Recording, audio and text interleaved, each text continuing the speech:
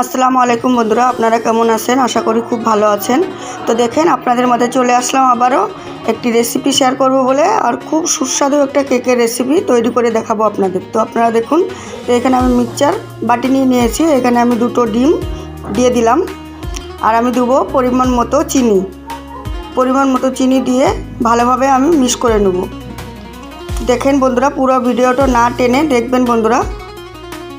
তো এখানে আমি মিক্সচার বাটিতে এটা পিষে নিয়েছি। দেখেন একটা কত সুন্দর ব্যাটার তৈরি হয়ে গেছে। তো এখানে আমি একটা বাটি নিয়ে এসে বাটিতে আমি ঢেলে নিলাম।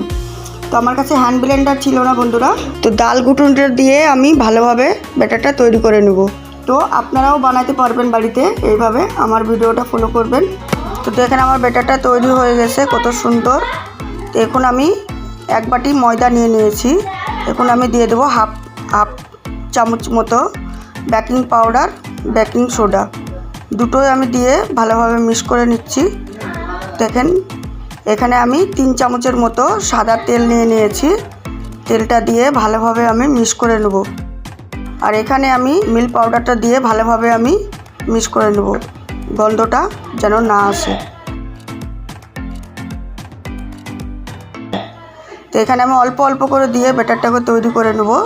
একসাথে দিবেন না বন্ধুরা, অল্প অল্প করে দিয়ে আমি ব্যাটারটা ভালোভাবে স্মুথ তৈরি করে নেব।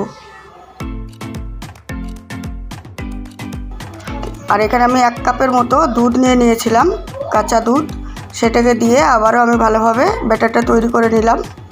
দেখেন কত সুন্দর হয়েছে। আর এখানে আমি কিছু টুটি ফুটি নিয়ে নিয়েছি, সেগুলোকে আমি দিয়ে দেবো। দিয়ে আমি ভালোভাবে আবারও মিক্স করে নিলাম।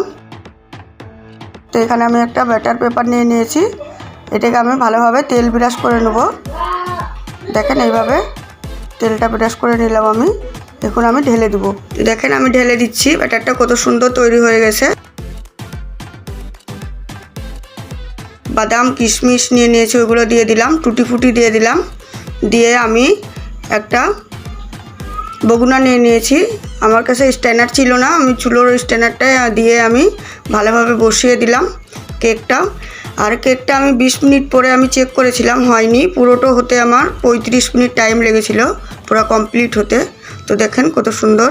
আমি একটা কাঠির সাহায্যে দেখবো, দেখুন একটুও লাগে না কাঠিতে। তো এতে করে জানতে হবে আমার কেকটা তৈরি হয়ে গেছে। কত সুন্দর একটা কেক তৈরি হয়ে গেল।